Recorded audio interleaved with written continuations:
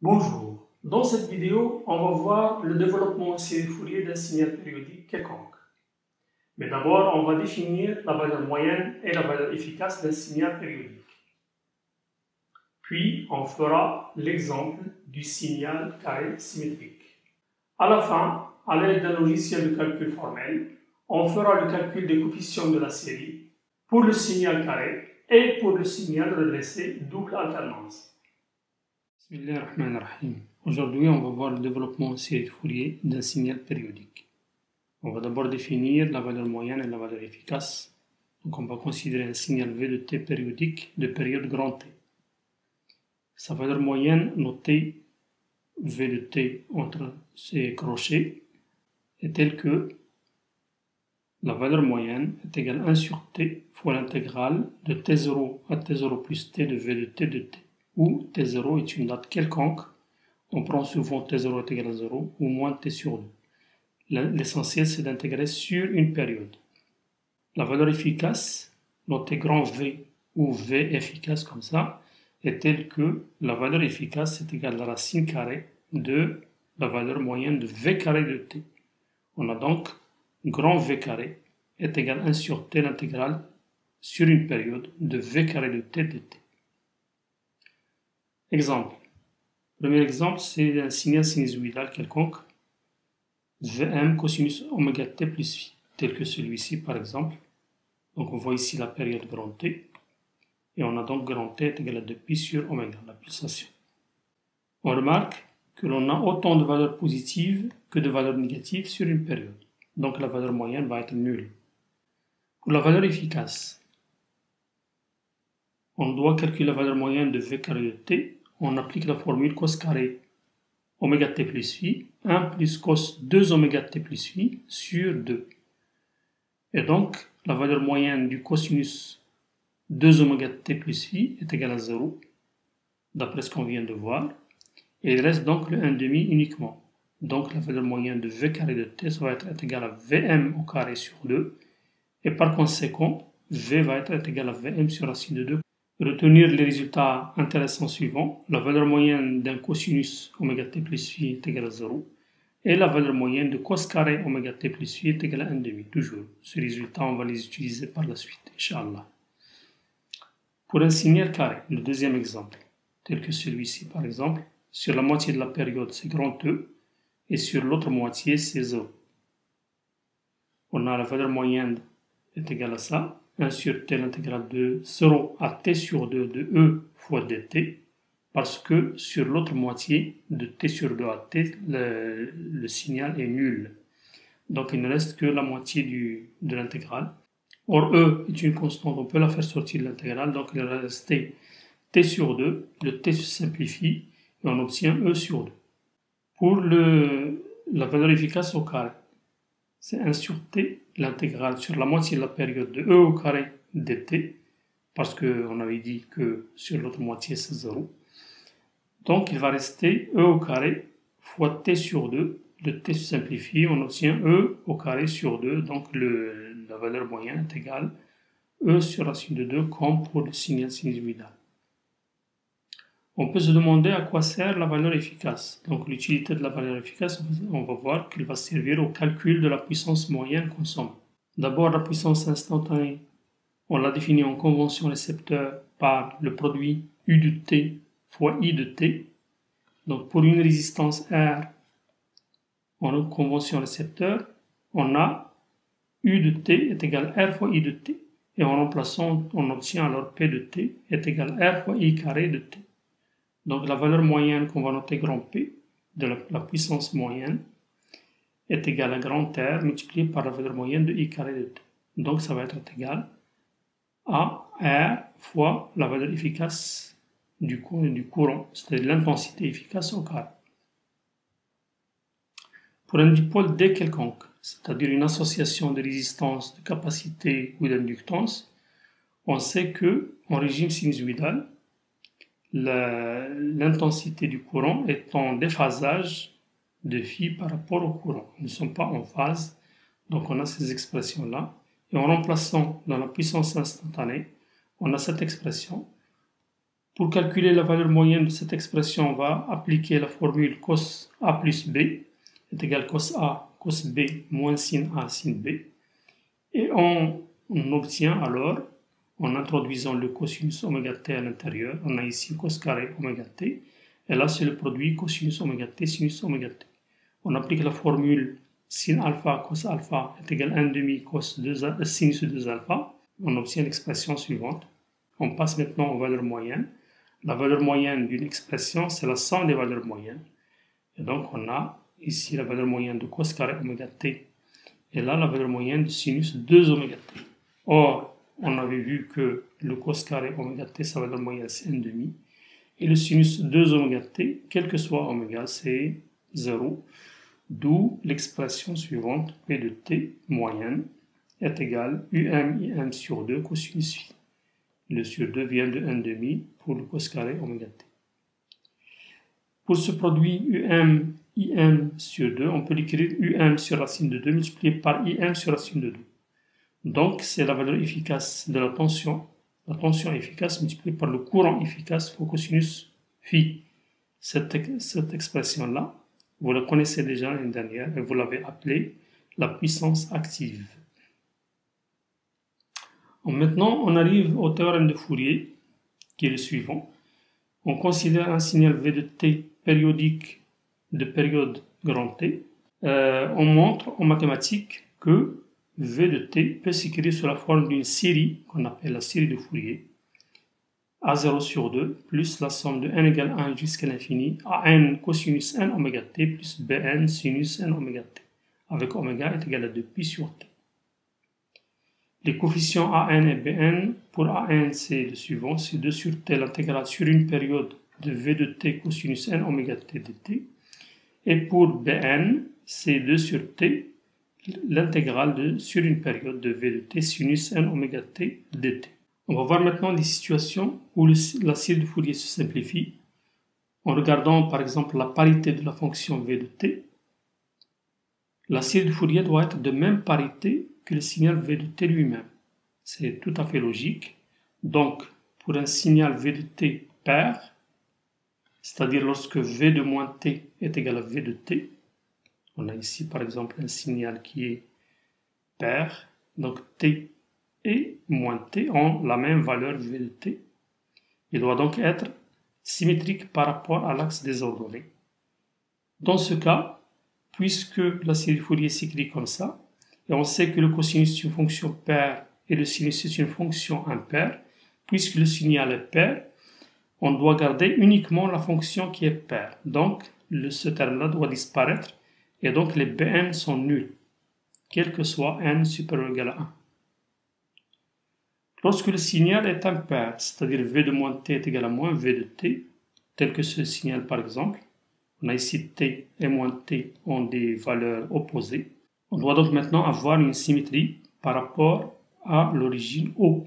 Maintenant, donc, ce sont les an qui doivent être nuls pour faire disparaître la fonction cosinus. Pour n est égal à 0, on remarque que le A0 s'écrit sous la forme suivante parce qu'il doit respecter l'expression de an. Donc en remplaçant n par 0, on doit avoir ici le cosinus 0 qui est égal à 1. Et donc on doit avoir ce 2, on peut le mettre ici, A0 sur 2 est égal à 1 sur t, l'intégrale sur une période de v de t dt.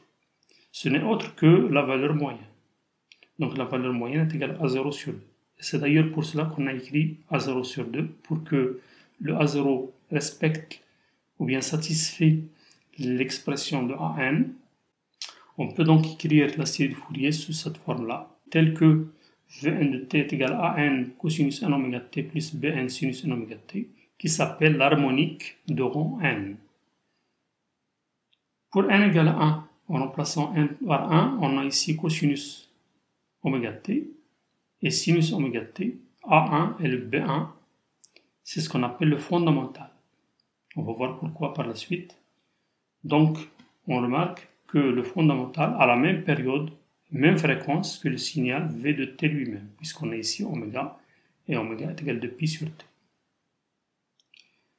L'harmonique de rang n, Vn de t, peut s'écrire aussi sous la forme Vn de t est égal à grand Vn cosinus n oméga t plus phi n. C'est-à-dire au lieu des constantes AN et BN, on peut utiliser les constantes grand Vn et φn. On doit avoir donc des relations entre les Vn, φn d'une part et le AN, le Bn d'autre part. Pour trouver cette relation, on peut utiliser la formule cosinus A plus B, qui est égal cos A cos B moins sin A sin B. Et en remplaçant dans l'expression de Vn, en multipliant par Vn, on obtient cette expression-là. Et en identifiant avec cette expression, on doit avoir AN est égal à ce coefficient-là, Vn cosinus Φn, puisque c'est vrai quel que soit t. Et moins Vn sinus Φn est égal à Pn. On doit donc avoir un système tel que celui-ci. Pour tirer les relations, on doit faire les carrés, la somme des carrés. Et on tire Vn est égal à la racine de AN carré plus Bn carré d'après ce système-là. Et en faisant le rapport, on doit avoir la tangente de φn est égale à moins Bn sur AN. On va maintenant voir ce qu'on appelle le spectre d'un signal périodique. C'est la représentation avec des segments des Vn, c'est-à-dire des amplitudes des harmoniques Vn, et de la valeur moyenne aussi, en fonction de la pulsation oméga ou de la fréquence f. Voilà donc l'allure générale d'un spectre. On a ici la valeur moyenne, puisque c'est la pulsation 0, puisque c'est une valeur continue, donc sa pulsation est nulle. Là, c'est la pulsation oméga, donc c'est le fondamental, et les harmoniques. Généralement, les harmoniques ont des amplitudes plus petites que celles du fondamental. Et c'est d'ailleurs pour cela qu'on l'appelle le fondamental, parce que c'est le plus important des harmoniques. On va prendre comme exemple le signal carré symétrique par rapport à l'origine, ici sur une période moins t sur 2. T sur 2, donc on a sur la première moitié de la période, on a E, sur l'autre moitié, on a moins E. D'après le théorème de Fourier, on a cette expression-là. Si on regarde sur une période, moins t sur 2 jusqu'à t sur 2, on voit que le signal est impair, puisqu'il y a une symétrie par rapport à l'origine O. On doit donc avoir les AN nuls pour faire disparaître le cosinus et le A0 sur 2. Et il va rester uniquement donc V de t est égal à la somme de n égale 1 jusqu'à l'infini de Bn sinus n oméga t. Avec Bn, cette expression-là d'après le théorème de Fourier, on voit que V de t, puisque c'est un signal impair et le sinus est aussi impair, l'intégrale de moins t sur 2 jusqu'à t sur 2 de ce produit-là, c'est 2 fois l'intégrale de 0 à t sur 2. Donc on utilise uniquement l'intégrale de 0 à t sur 2, et on multiplie par 2, donc d'où le 4 qui est là. Et le E, c'est une constante, on peut la faire sortir de l'intégrale.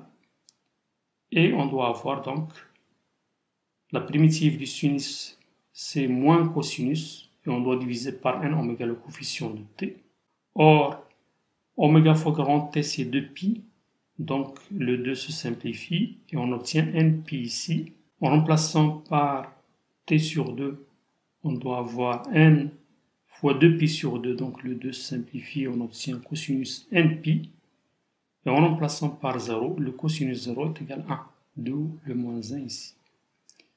Or, cosinus npi, c'est moins 1 à la puissance n, d'où l'expression de Bn. Donc on remarque que pour n pair, le moins 1 à la puissance n est égal à 1, donc 1 moins 1 est égal à 0, donc le Bn est égal à 0. Par contre, pour n impair, le moins 1 à la puissance n c'est moins 1, donc on va avoir ici 2. Le 2 fois 2 c'est 4, donc on obtient 4e sur npi pour n impair. Et en remplaçant dans la série, on obtient alors v de t. Pour n égale à 1, ça va donner 4e sur pi, voilà, sinus oméga t. Pour n égale à 2, c'est 0, donc ça ne va pas apparaître. Le 2 oméga t n'apparaît pas. Par contre, pour n égale à 3, on doit avoir 4e sur 3pi, sinus 3 oméga t, ainsi de suite. Ou bien on peut l'écrire sous la forme d'une série. Pour dire que le n est impair, on écrit 2p plus 1 sur 2p plus 1, puisqu'on a sur n. Le 4e sur pi, on peut le faire sortir. Et il faut commencer par p égale à 0 pour avoir le 1. Parce qu'on a sinus oméga t, on doit commencer par sinus oméga t sur 1. Donc il faut commencer par p égale à 0. Et jusqu'à l'infini. D'où le spectre du signal carré symétrique. la valeur moyenne étant nulle, donc ici c'est 0. Le fondamental oméga, sa valeur c'est 4e sur pi, son amplitude 4e sur pi. Pour 3 oméga, c'est 4e sur 3 pi. Voilà, 4e sur 3 pi. Pour le 4 oméga, ça n'apparaît pas, ainsi que le 2 oméga aussi. Ici, 4e sur 3 pi, c'est un tiers du fondamental, donc on doit diviser le fondamental en 3. Donc ça va donner des segments qui diminuent en 1 sur n. Donc ils vont tendre vers 0 lorsque n tend vers l'infini. D'ailleurs, on va vérifier ça sur un logiciel de calcul formel qu'on va voir tout de suite. Voici notre logiciel de calcul formel lancé. On définit d'abord le signal carré symétrique. On définit t à 2pi pour simplifier et e à 1. Et on trace le signal. Voici notre, donc on a bien un signal carré. Il est, comme on le voit, il est impair, donc sa valeur moyenne doit être nulle. On calcule donc la valeur moyenne. On définit oméga 2pi sur t doit être égal à 1. Maintenant, on va calculer les 20 premiers coefficients AN en utilisant la commande sec, c'est-à-dire une suite de calculs pour chaque valeur de n, depuis n égale 1 jusqu'à 20. On trouve bien 0 puisque le signal est impair. Maintenant, on va calculer les B. Voilà, on a bien trouvé les valeurs qu'on a trouvées avant de le calculer ensemble. On a trouvé 4e sur pi pour la première, puisque e est égal à 1, donc 4 sur pi, 0, 4 sur 3 pi, 0, etc. Donc pour toutes les valeurs de n qui sont paires, on a 0. Pour toutes les valeurs qui sont impaires, c'est non nul. C'est sous la forme 4e sur npi. On dessine maintenant le spectre, on calcule les segments sans les afficher, et maintenant on les affiche à l'aide de la commande display. Voici donc notre spectre. Remarquez qu'on a commencé ici par n égale 1, c'est pas la valeur moyenne, c'est pas 0. Donc pour changer ça, il faut aller sur les axes, propriétés de l'axe, et commencer ici par 0. Comme ça, ça va afficher bien le spectre. Donc pour 0, on n'a pas de valeur moyenne. Pour n égale 1, le fondamental, donc c'est le plus important. Et les valeurs de Vn diminuent en 1 sur n, comme vous le voyez. Maintenant, on va calculer les harmoniques. Donc, pour chaque valeur de n, on calcule l'harmonique qu'on a appelée h ici. Donc, le premier harmonique, 0, deuxième harmonique, etc. Maintenant, on dessine le signal sans l'afficher en utilisant la ligne d'h, c'est-à-dire pointillé. L'harmonique 1, c'est pour n égale à 1, avec une couleur bleue. L'harmonique 2 pour n égale à 3, l'harmonique 3 pour n égale à 5, et l'harmonique 4 pour n égale à 7, et l'harmonique finalement, l'harmonique 5 pour n égale à 9. Et maintenant, on va les dessiner pour les comparer avec le signal. On commence par l'harmonique 1. On affiche, donc c'est le fondamental avec le signal en pointillé. On remarque que le fondamental a bien la même période, donc la même fréquence que le signal d'origine, mais une amplitude plus grande, puisque 4 sur pi est plus grand que 1. On affiche maintenant le signal avec l'harmonique 2. Voilà, une amplitude plus petite, puisque c'est 1 sur 3 pi. Et la période, on a 3 périodes ici, sur une même période du signal carré. Parce que on a 3 oméga. L'harmonique 3. Voilà. On a 5 périodes, on peut les compter, 5 périodes. L'harmonique 4. On a 7 périodes, puis une amplitude plus petite. Et enfin l'harmonique 5. On peut compter ici 9 périodes avec une amplitude encore plus petite. Maintenant, on va calculer la série. On va la tracer avec le signal lui-même en utilisant la commande display. Donc, on va commencer par prendre uniquement le fondamental. Voilà. On ajoute un autre harmonique en allant jusqu'à 3. Voilà, les ondulations commencent au niveau de N de E est égal à 1. On va aller maintenant jusqu'à 5 pour prendre 3 harmoniques, plus d'ondulation. Donc on s'approche de plus en plus au signal carré. On va prendre jusqu'à 9 maintenant, ne pas perdre beaucoup de temps. On voit ici que les ondulations augmentent. On s'approche de plus en plus. Puis on va prendre toutes les valeurs qu'on a calculées, c'est-à-dire jusqu'à 20. On est plus proche du signal carré, mais sans jamais l'atteindre parce qu'il faut aller jusqu'à l'infini. On ne peut pas le faire sur notre ordinateur. Maintenant, on va voir un autre exemple. C'est le signal redressé double alternance. Valeur E fois la valeur absolue de sinus oméga t. On prend oméga est égal à 2pi sur t, t égale 1 et E égale à 1. On trace le signal, voilà, donc le signal redressé double alternance. On choisit n égale à 20 comme on vient de le faire. La valeur moyenne doit être non nulle ici, on va la calculer. On trouve 2 sur pi. On calcule les coefficients A. On va voir, puisque le signal est pair, on doit avoir des valeurs de A qui sont non nulles. On va voir, lorsqu'il affiche, voilà, les résultats. Pour n égale 1 et n égale 3 sont nuls. Donc, toutes les valeurs de n impair sont nulles. Seules les valeurs paires qui existent sont négatives. Pour les B, puisque le signal est pair, doivent être nuls. On va vérifier. Il doit calculer 20 intégrales. Donc, il prend un peu de temps pour le faire. Voilà, il a affiché donc 20 zéros. On trace maintenant le spectre avec la commande for. On trace avec la commande display tous les segments. On a calculé ici 20 segments. Puis on les dessine. Voilà, on a la valeur moyenne ici pour n égale à 0.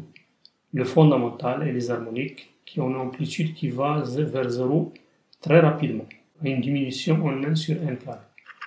Les harmoniques, voilà tous les harmoniques qu'on vient de faire. Pour n impair, on a 0, seulement pour les n pairs. Le signal, on le dessine en pointillé, l'harmonique 1, l'harmonique 2, l'harmonique 3, l'harmonique 4 et l'harmonique 5. Puis on va dessiner le signal avec, on va commencer par l'harmonique 1. Voilà. Alors on remarque qu'on a la même période que le signal d'origine, puisque c'est le fondamental. On affiche maintenant avec l'harmonique 2. On a deux périodes, puisque pour n égale à 2. L'harmonique 3.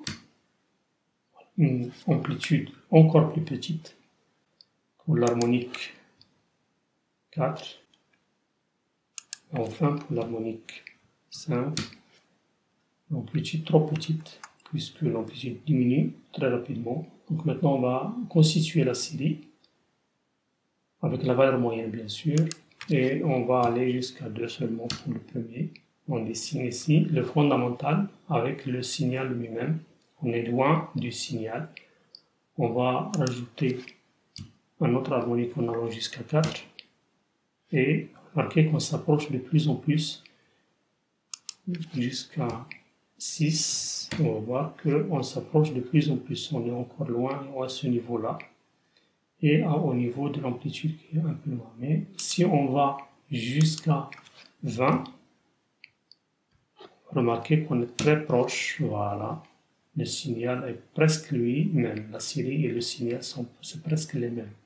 Donc on remarque qu'il suffit de prendre quelques dizaines d'harmoniques pour reconstituer le signal.